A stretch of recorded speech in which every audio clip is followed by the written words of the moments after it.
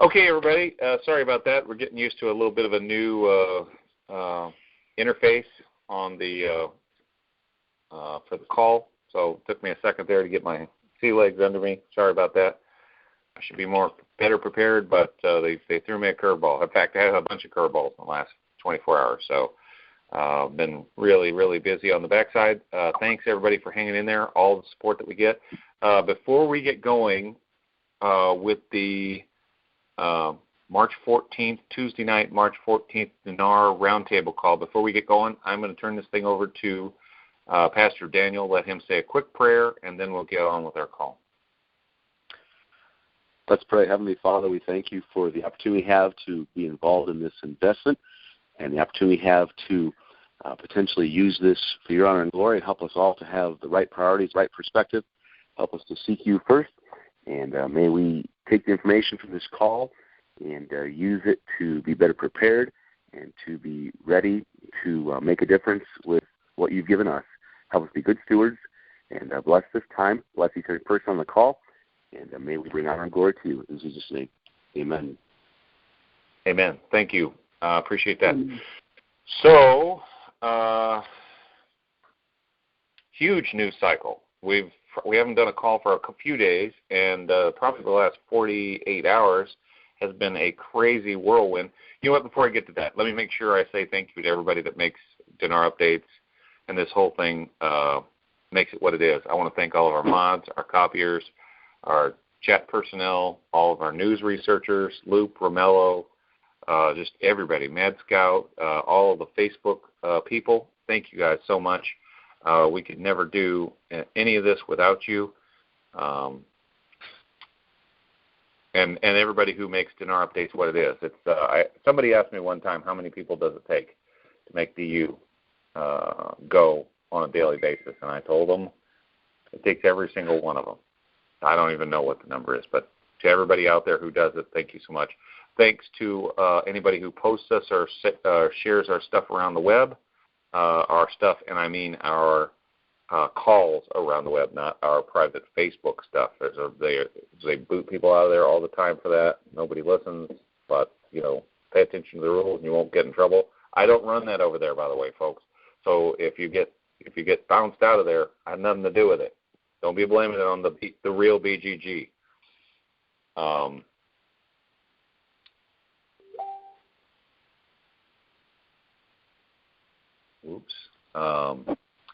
So for everybody who helps out, also Dinar recaps to IQD call. Anybody else who's posted or shared, thanks you guys. Shout out to you.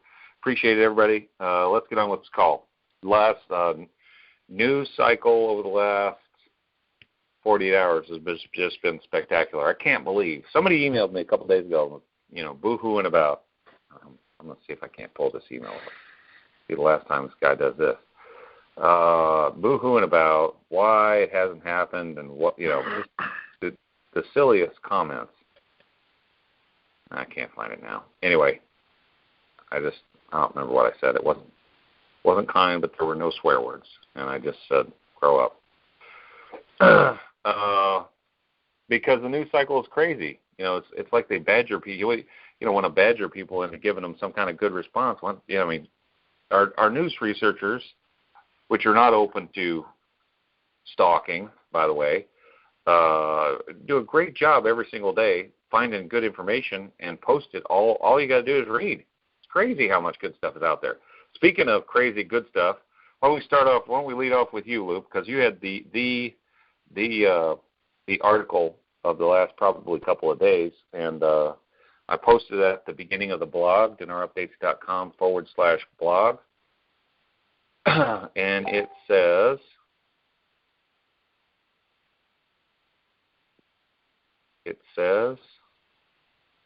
I'm pulling it up, Luke, because I don't have it in front of me.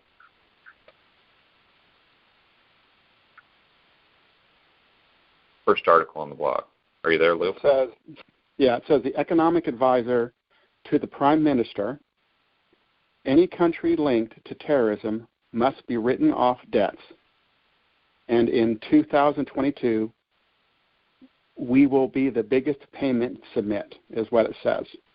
So the article was the article itself. I missed it when it first came out because it came out on Sunday afternoon, and I just found it yesterday afternoon, and my jaw hit the table when I saw this thing, because it is a question. It's an interview with Chalet, with one of the three amigos, and he's very candid and very chatty in it, and very positive and optimistic for him. I mean, he's usually very dry, and you kind of have to read through the stuff and kind of really try to figure out what he's saying, and he's downright positive throughout most of it. The two huge statements that were in there, by the way. Yeah. Though. Yeah, I think that I think that some of the bigger ones. One of them related to what the title was, which was the Paris Club one, in which he was talking about the debt, the Paris Club debt, which he's talked about in the past, and how it's going to be written off. 80% of the debt that is held by the Paris Club, or that they're seen as having at the Paris Club, will be written off. And some of the reasoning is lack of proper documentation. Someone has an allegation that they own money, but they have nothing substantiated. Some of the other political reasons that might not look very good for them too. And one of the big things that they stated was that since Iraq has fought on behalf of the entire world, it is my opinion that any state linked to terrorism must write off debts to us. So if they owe any money, they write them off. I mean, and another big whopper, he's brought this one up before, was that part of the debt that is owed are to countries that were supplied internationally prohibited weapons to them in the past. So that's probably linking back to the Saddam Hussein days. And probably those countries probably do not want this to come to light, so they will probably write that debt off, is kind of what he's alluding to. Then the other big one, the one that really caught my attention more than anything else in this, was the question about the sovereign wealth fund, and how he's in agreement with it. But the big statement in that is that today we move forward from a centralized economy to a market economy. Now, he's not saying that this is going to happen. He's saying it is currently happening. That statement is very clear. This is past tense. They're in the process of doing this. The train has left the station, folks. It's that well, clear. Yeah. There's no way. I mean, it's got the currency at some point in that process will become internationally recognized. Yes. Yes, precisely. It has to. I mean, and that goes back to the Heritage Foundation site that shows all the free market economies in the world. There's 180 countries that are currently listed, and they range from free to restricted. But all of them are internationally recognized currencies. Everyone who's considered to have some form or lack thereof of a free economy, free market economy, is listed there. So for them to move to a market economy, they're going to a true market economy. They will have an internationally recognized currency, and I seriously doubt it will be at the rate that they're currently sitting on. And why would that be? If any of you right out there can Google market economy, and you'll get something that says market economy is an economic system in which economic decisions and the pricing of goods and services are guided solely by the aggregate interactions of a country's individual citizens and businesses. There is little government intervention or central planning. What we see today, the auctions, the fact that the banks cannot settle foreign remittances and credit in the IQD, is government intervention. That if you're going to import something, that bank can only wire dollars.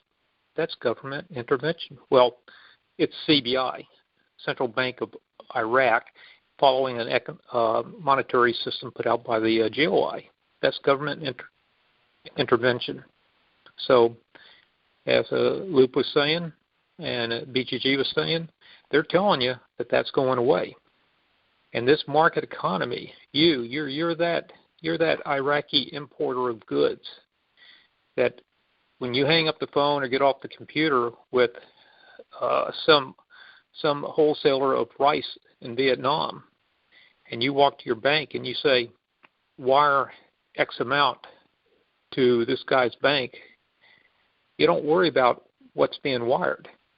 If all that you have is an IQD bank account, the necessary amount of IQD will be used. In other words, the satisfaction of foreign remittances. And when it goes, it changes, the exchange rate changes it to the amount of whether that guy's going to take it in whatever, the dong or the euro or whatever. That's why the IQD is going to be used, as Dennis Flannery with Citibank said, the free movement of the Iraqi dinar, the Iraqi currency, around the globe. And he said that last June 23rd.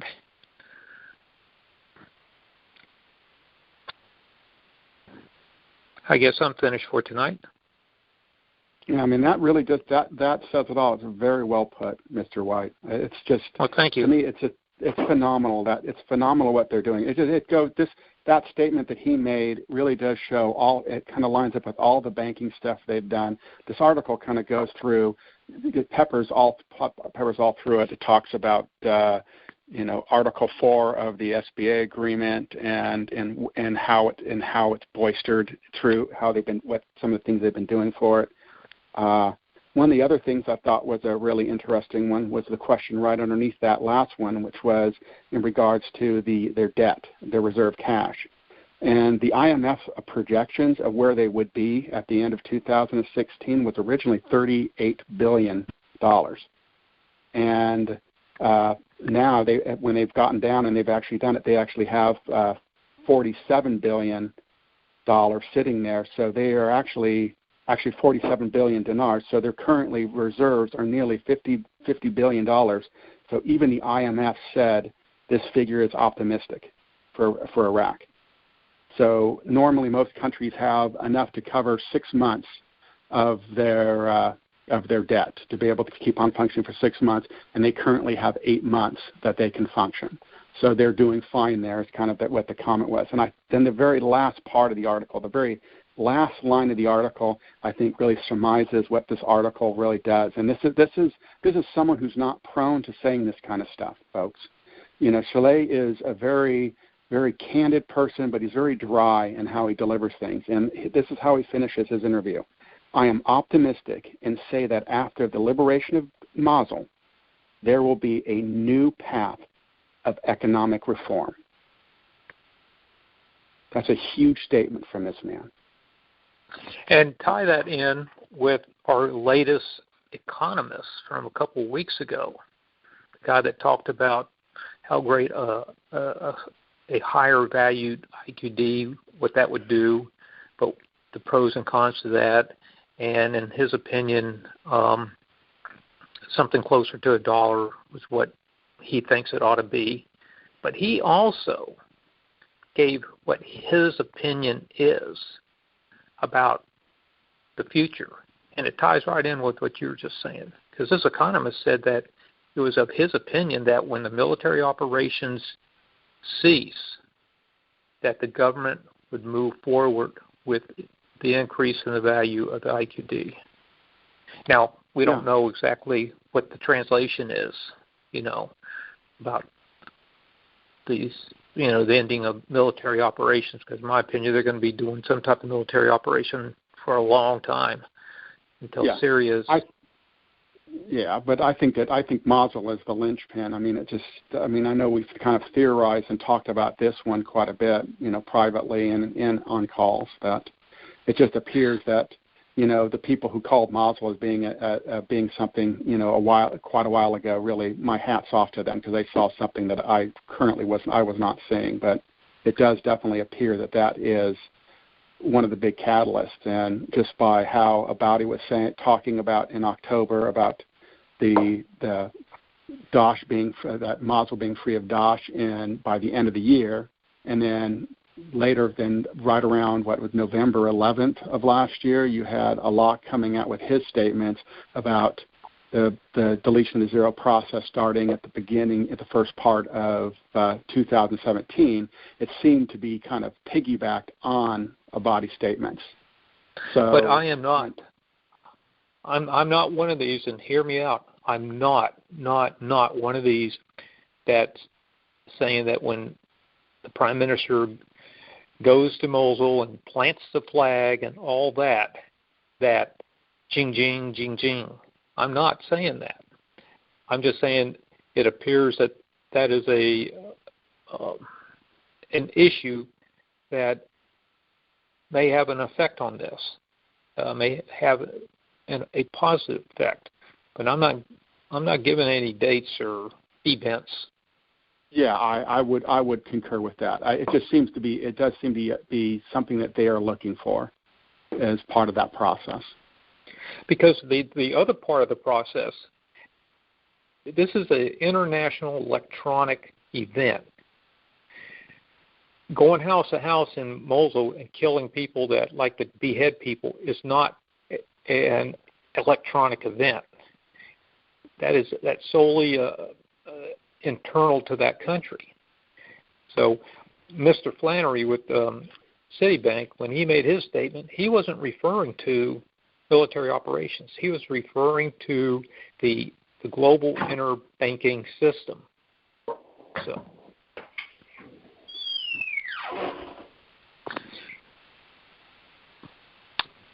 anybody else want to talk about badges? I got something I could throw out there.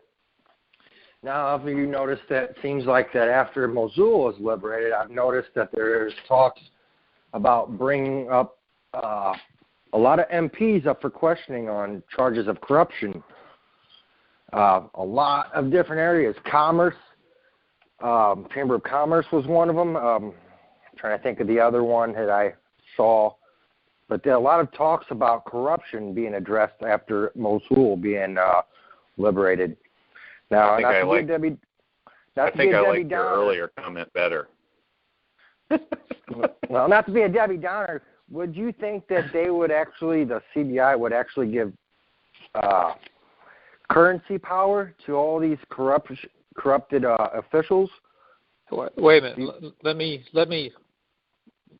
me discuss this with you. Currency power.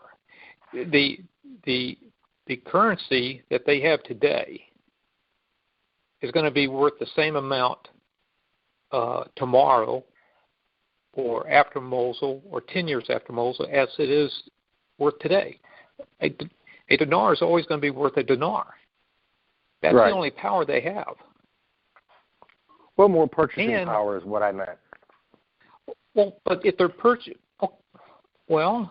that's seeing how they're purchasing inside Iraq isn't going to. I don't see what the significance is of it.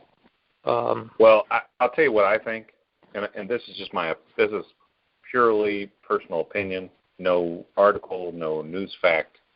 I think they're going to move very quickly on that front. According to this article where Saleh was, and he's kind of, in the early days, he was a pretty chatty Cathy. He would say a lot of stuff. But the interesting thing is, in this article, the main themes, the one little blurb that's about midway in the article, the very last line of the article, those seem to line up exactly with what Abadi and Locke have both said. You know, the tune they were singing coming into the very tail end of 2016 at about early 2017. So he's not saying anything that isn't being said already. The interesting thing is, and to circle this back, huge news cycle. The last 7 days have been very revealing about what Maliki's political stature is in Iraq. He is in deep trouble. We've gone over this 1,000 times. There have been those people on the other side of the fence that told me I didn't know what I was talking about. Maliki was going to get a third term. He's very, very powerful, blah, blah, blah, blah, blah. And I've said the same thing from then until now. He's in deep trouble. He didn't get his third term. Nobody, not even the Iranians, want to be associated with him.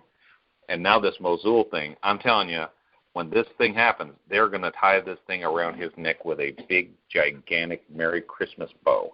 This is going to be all Maliki all the time. I'm telling it. I mean, that's it. They've already prepped.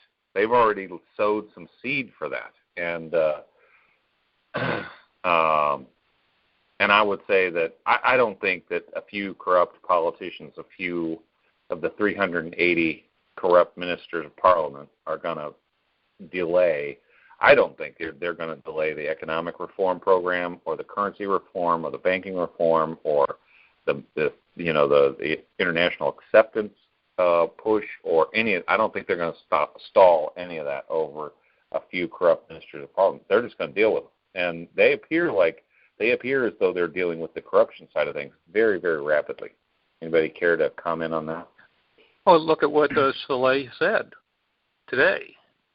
They're making that transition. He didn't say at the end of that thing, once we're finished with Mosul, and then we round up all these corrupt ministers, and then we're going to transition to a market economy. He said they've already started. The process is already, and that goes with Dennis Flannery too. These corrupt ministers are not the obstacles he refers to about the movement of the Iraqi currency around the globe, freely around the globe. Yep. Hey, BGG. Yeah, go ahead. I was about ready to ask for you. Are you back? Are you got something interesting?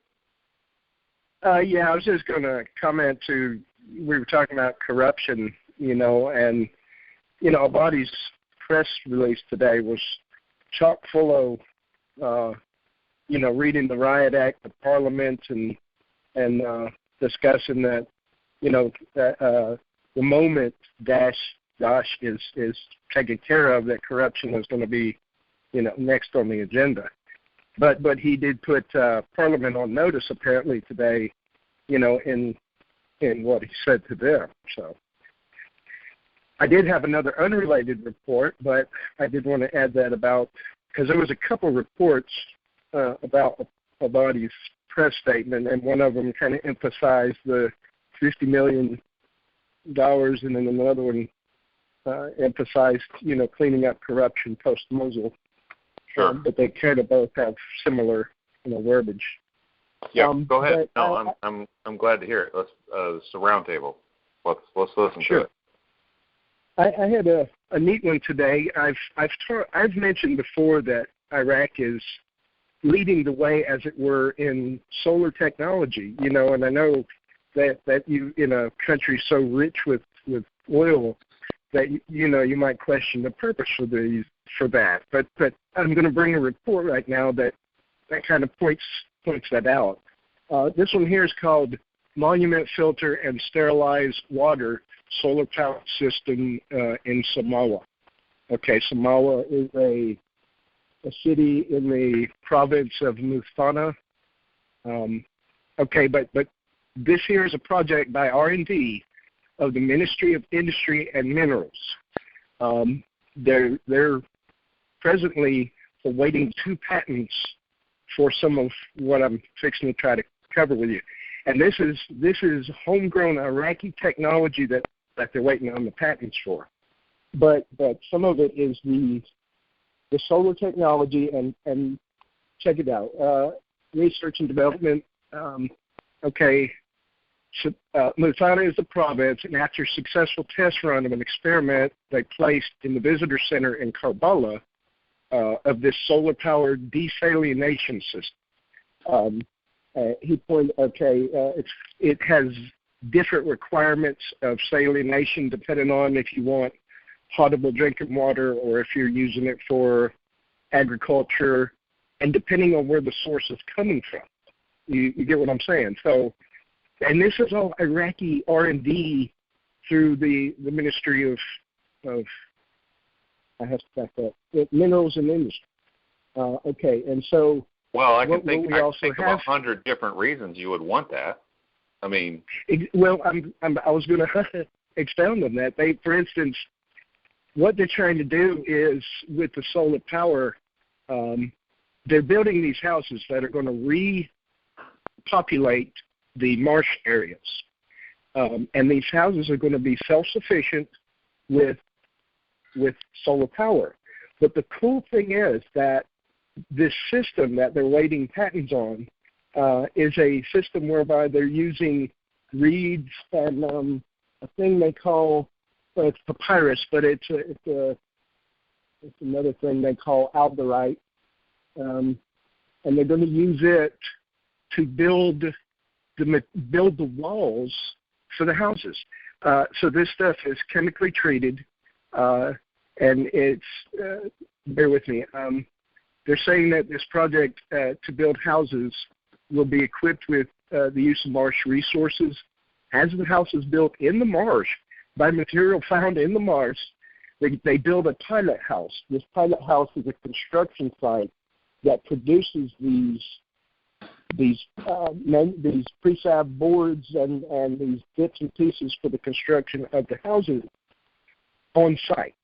The technology again is being they're getting a patent for it. Two different aspects of technology, and so what we got here is a situation where they're trying to use the resources of the land to fulfill a need, both political and social, and they're also trying to put people to work, because this is also going to put people to work in these little zones where they're going to now build the pilot house. The pilot house is what they're calling the initial place where they're going to reproduce, using their technology, reproduce the wood and the panels and different things that they're going to prefab, these houses. That's not prefab, but they're putting together these houses on site using materials, on site. And so to go back to the solar, the houses are all going to be self-sufficient and solar. And Iraq has led the way in solar technology R&D, and I never really understood why, but today seeing this report kind of fills in some of that. Well, good. And I could, like I said, I can think of, they actually, the one thing that they have as much oil as they do oil is sun. I mean, it's really hot. So, and the other thing is, I mean, if they're they could be, they can be so remote from, anywhere. That solves a lot of problems. So anyway, let's move. Go ahead. BGG, they could be off the grid and still be self-sufficient. Yeah, that's exactly right.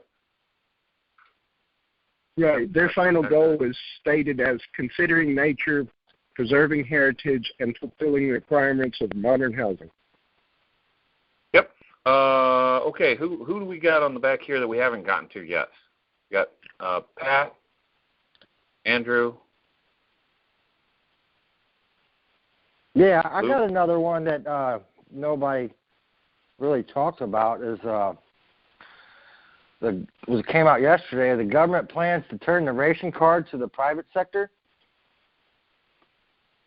Now that right there shows me that they're moving forward with the private sector, and just with everything that's been all these articles going out that with clearing of Mosul almost done. It's, really, really close. I'm not giving a time frame, but you could see it within maybe a couple of weeks that it could be done. Yeah, I had somebody call me today, and they said, well, it's going to be 30, 45 days, and then maybe, and I'm like, where did you get that information? Could be a lot sooner than that. You don't know.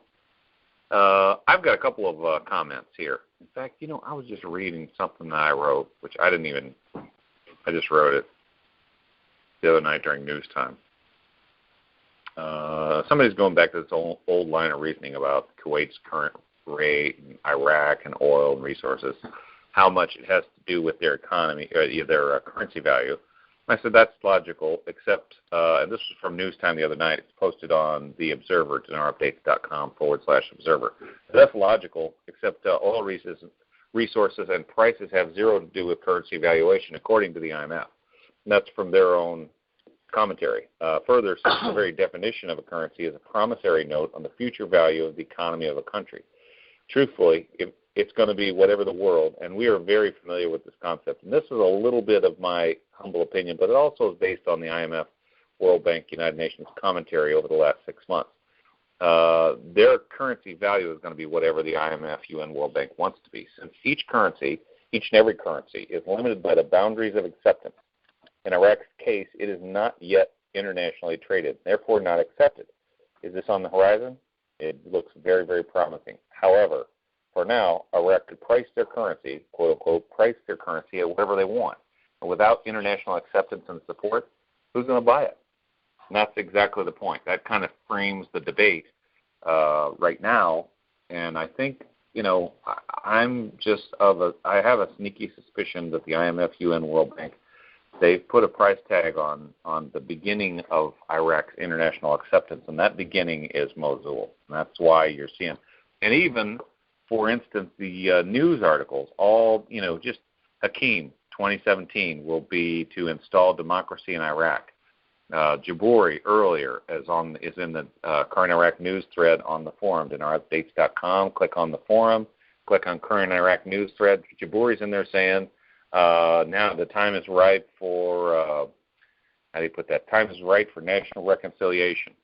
On the blog from today, here are the headlines. Loop already read you the first one, the barn burner, very long article, and I did split it up a couple of times, but I don't normally do that. But it's at the full articles at the top. Fitch just changed the outlook for Iraq to stable. What in the world are they seeing that nobody else is seeing? That's as of today. Hakim says 2017 will be to install democracy in Iraq. Third article down, Iraq is looking forward to more investment, production, and imports. Where are they going to get that? What do they know that we don't know? And Mosul, by the way, they're making progress every single day. There's an article at the very bottom of the blog talking about that. They're making progress every single day in Mosul, and it was just a kind of interest piece that Iraqi forces had retaken the train station in Mosul. I would say they're down. It's just weird. They come on Fox and they say, well, they've got, they've taken 30% of Mosul. And if I look at the maps, the way that the Shias are putting the maps out on Twitter, it looks like they got 80% of Mosul. I mean, they've got the whole right side and then halfway up the left side, and there are numerous reports showing a little bitty, kind of a surrounded Custer's Last Stand group of ISIS just getting surrounded by a lot of Indians. And I thought that one thing I thought was interesting, and this is just a side note, is that on the picture, the last picture of the blog, when they talk about Iraqi forces retake the Mosul train station, that weapon that you'll see hanging there, that thing looks like it's been oiled and rubbed and used so much there's no finish left on that weapon. And that's a fairly late model. That's not like a beat-up 1983 AK-47. That gas block and those parts, that's a recent gun. It has been used and used and used and used lately. I mean, do you think that maybe the heat may have worn the blue off a little bit? There's no blue. I mean, from stem to stern, there is no paint. There's no blue. In fact, it's funny you mentioned that. This genre of weapon would have come with a lot different finish than the early Russian AKs that are notorious for looking like that. This thing almost looks like it's been wire wheeled or something. I mean, it's there's no finish left on that gun. A little bit of use. A lot of use. That gun there looks like it's been drugged behind a truck for about a year. So, yeah, I mean, you can say whatever you want, but the dude holding that rifle, he's used that thing. I mean, it has really been used. So, anyway, comments, questions. I kind of went on a rambling tear there. Here's an article from Alzaba that I haven't got around to posting yet, but it basically, this article's just the headline of it. I haven't gone through it all the way, but it says, our forces cleansed 90% of the old city. That's it.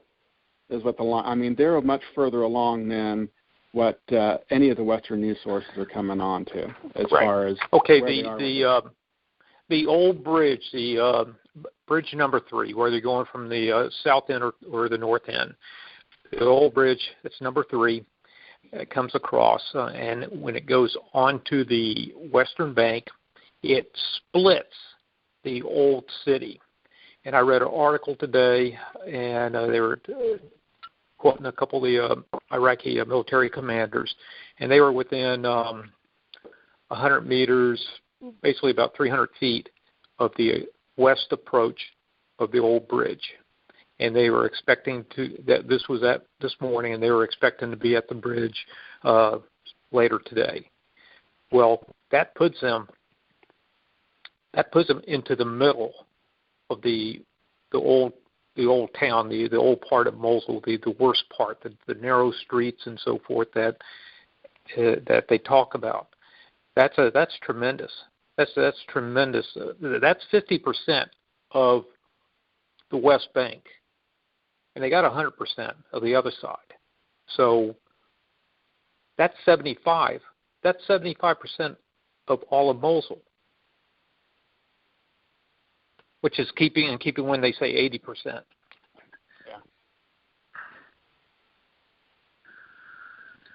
Yep. Well.